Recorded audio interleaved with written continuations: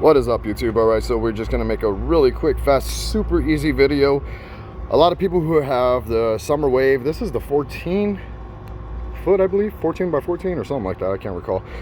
But if you're trying to hook up just a regular like sand filter or something in that nature, I've seen a lot of people go above and beyond and doing all kinds of crazy attachments and stuff like that.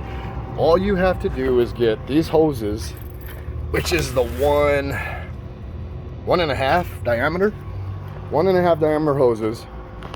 Get, let me see, I know I got it somewhere in here. Maybe it's inside. But get the multiple adapter connector, I'm probably in the light, which is this, which they sell at like Leslie's Pools or anything like that.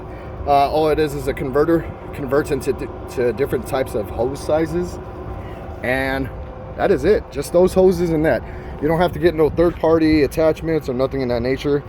I did gut out the skimmer, you can see here, which there's plenty of videos on how to do that, but it's very easy and can, like, self-explanatory. I just let air into the pool. It's probably gonna shut off. But here's the stuff you pull out. So all you do is unscrew this from the skimmer, and then I believe this part right here is gonna pull out. Sometimes you'll get lucky and get the magnetic rod. I'm assuming that's magnetic. No, this is the magnet. And then you pull this out. Then you can put your little filter in there if you want to, but I probably won't, just because it restricts water flow. But now look at, compared to the old skimmer, look at everything that's going inside there. Phenomenal. And then the water is definitely kicking better. To cool a pool, I'm probably gonna do another product review on something different on that. Just because we are in Arizona and this water is hot. And there's about my water levels. That's where I want it.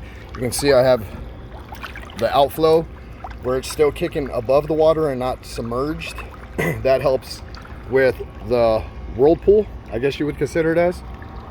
So there it is, super, super easy. I was definitely stressing off a lot of videos that I watched on YouTube, just because they were saying you have to order or go buy third party, like boots, I guess you would consider it as, and then you would have 2 of those holding all that together. Just buy the hoses, I'm telling you right now, buy the hoses, and then buy these little attachments for your pump right there. I don't have a parts number, but if you go down Leslie's and show them this, I'm pretty sure they'll tell you exactly what it is. So there it is, super easy and convenient for your above ground pool.